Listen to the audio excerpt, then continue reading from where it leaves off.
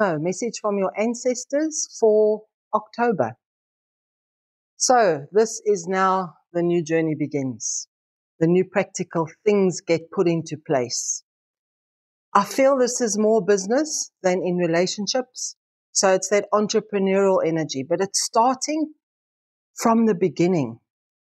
And because I feel like it's a completely new venture.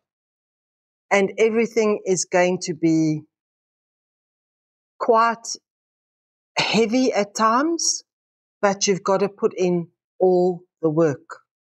And it's kind of like starting over. But just to clarify this card, you know, there's no tears and tantrums about it. You know it has to be done.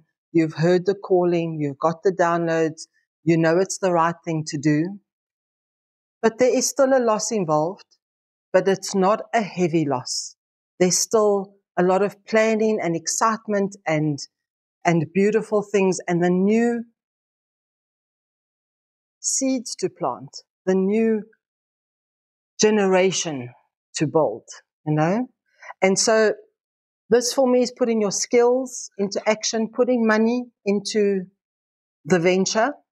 But because there are so many pentacles, this is around money for sure and career. But for me, this means legacy.